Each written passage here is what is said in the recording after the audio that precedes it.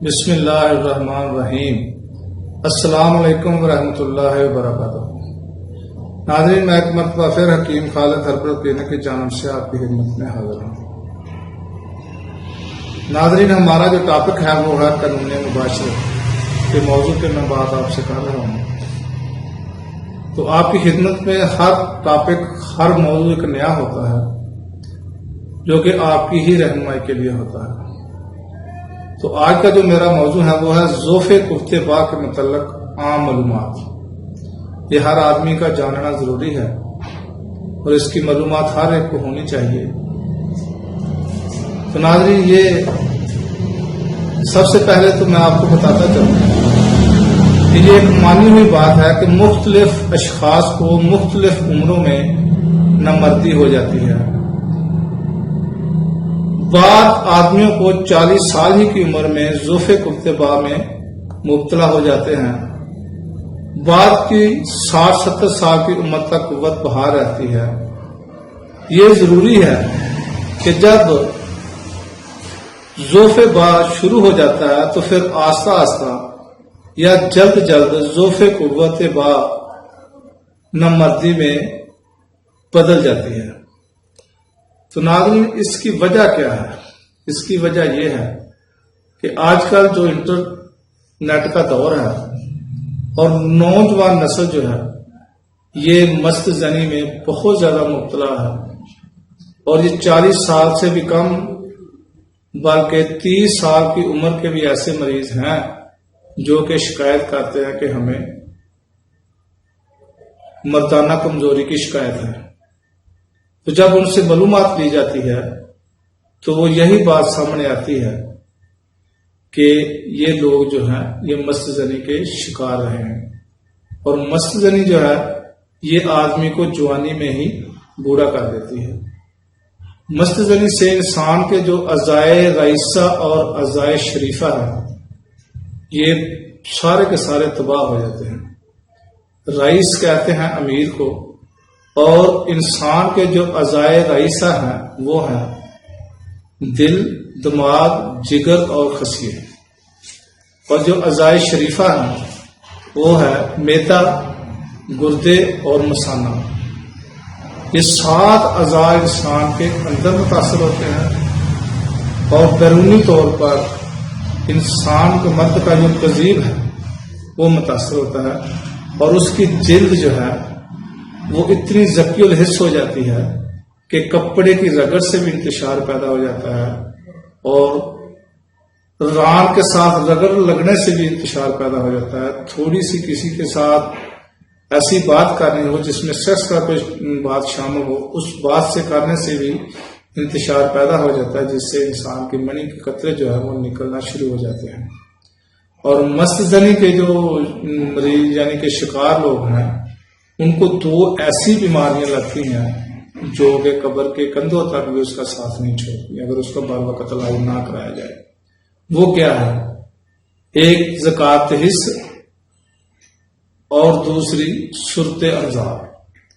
تو ناظرین، یہ جو مریض ان امراض میں مبتلا ہیں وہ کسی بھی مستند حکیم سے اپنا علاج کرائے، اور اس سے اتنی جلدی برزن نہ ہوں کہ 1 ہفتہ 2 ہفتہ 1 ماہ دوائی لی، 1.5 ماہ دوائی لی تو اس سے آدمی برزن ہو کے دوسرا حکیم ڈھونڈے گا۔ نہیں، جس سے بھی علاج کسی مستند کوالیفائڈ حکیم سے کروائیں، اس سے مکمل علاج کروائیں۔ وہ کہتا ہے کہ 3 ماہ لگیں گے، 3 ماہ سے علاج کروائیں، کہتا ہے 3.5 ماہ لگیں گے، 3.5 ماہ علاج کروائیں۔ اس کے بعد اس کے ساتھ بات کریں کہ بھائی آپ نے 3 ماہ کا مجھے بتایا تھا، اگر وہ کہتا ہے کہ اور 1 ماہ کھائیں تو پھر 1 اور ماہ کھائیں، اس میں کوئی حرج نہیں، کیونکہ یہ دونوں ماہ جو مرض ہے یہ ٹائم لیتے ہیں۔ ناظرین، اس سے اتنی جلدی کسی بھی طبیب سے برزن نہ ہو، اور اپنا زندگی، آنے والی جو زندگی ہے اس کو محفوظ کرنے کے لیے، اس کو انجوائے کرنے کے لیے یہ ان 2 بیماریوں کا علاج ضرور کروائیں۔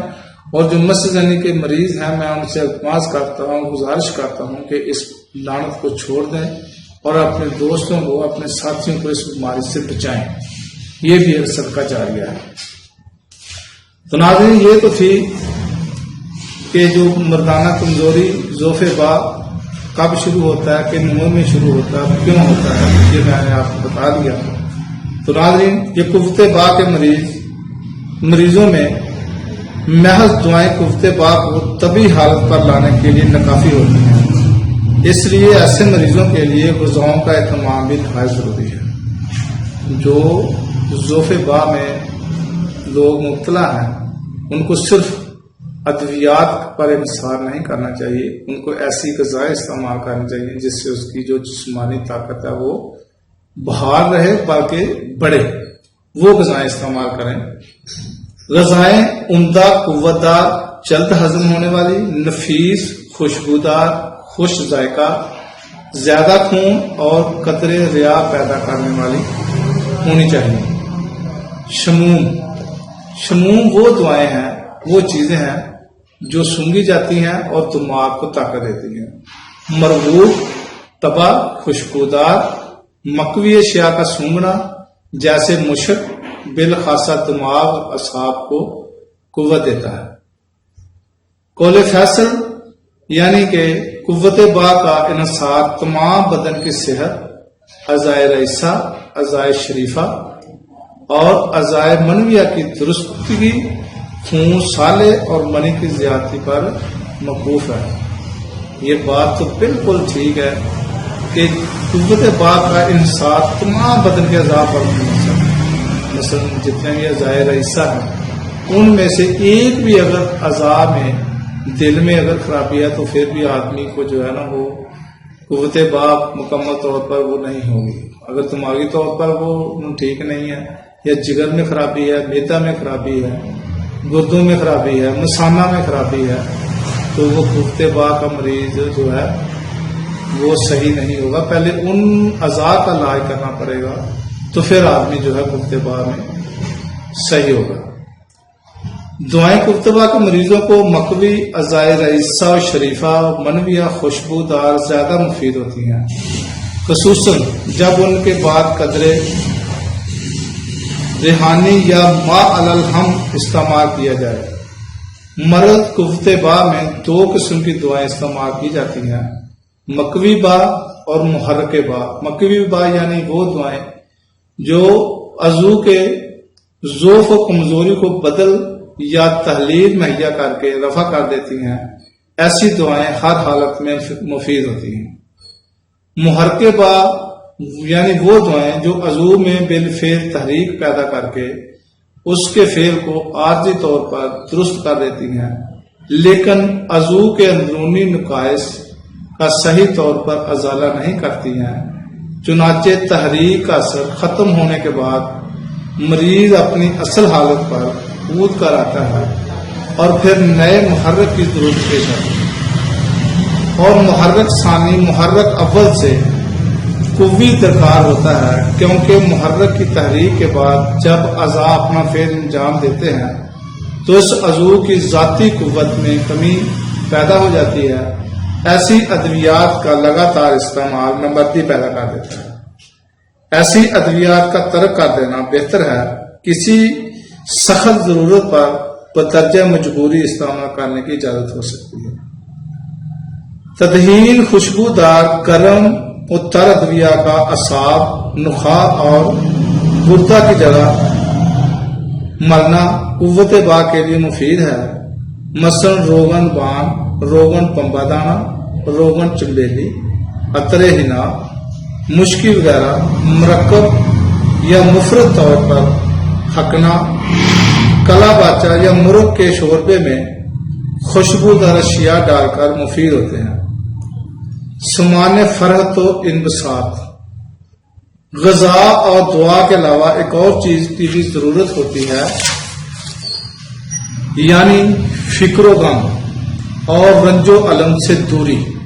اس لیے سمان فرحت و انبساط، عمدہ مقامات کی سیر، باغ، سبزہ زار کی رہائش وغیرہ ضروری ہے۔ قوت با جوانوں میں اکثر جماع کے پرہیز سے پھر اٹھ کر آتی ہے، جس کی مدت 2 ماہ سے 6 ماہ تک ہے۔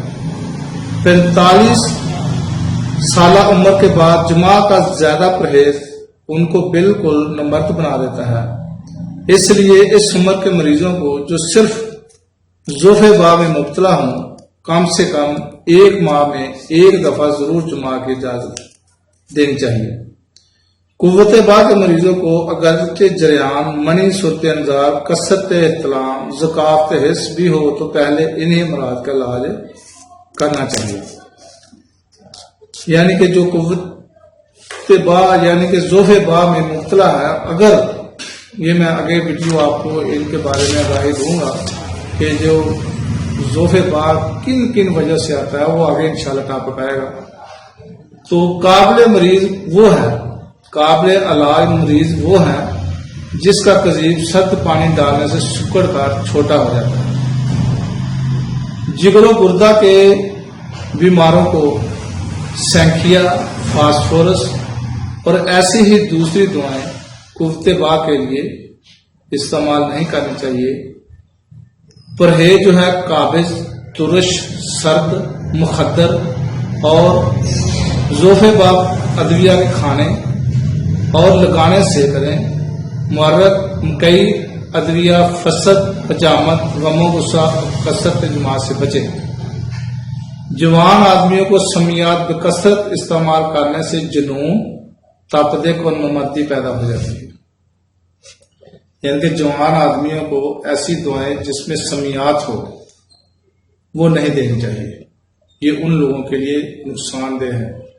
अगर कसरत के साथ कभी जरूरत थोड़ी हो तो थोड़ी मकदार में आप अगर जरूरत हो तो दे सकते हैं, लेकिन कसरत के साथ नहीं देनी चाहिए। तो नाज़रीन, ये थी आपकी जो ज़ोफ़े बा के मुतल्लिक़ आम मालूमात थी। तो आज की जो मेरी वीडियो है ये मौजू के लिहाज से बहुत ही आम है। हर आदमी के लिए इसका जानना, इसका समझना और अपने पास इसका इल्म होना चाहिए। तो इसको अपने दोस्तों तक भी पहुंचाएं। अगर मेरी आपको ये वीडियो पसंद आए तो मेरा चैनल हकीम खालिद हर्बल क्लिनिक को सब्सक्राइब करें, इसको लाइक करें, शेयर करें, कमेंट्स भी दें और मेरा चैनल हकीम खालिद हर्बल क्लिनिक को सब्सक्राइब जरूर करें। तो अगली वीडियो तक के लिए इजाजत है। खुदा हाफ़िज़। अस्सलाम वालेकुम व रहमतुल्लाहि व बरकातहू।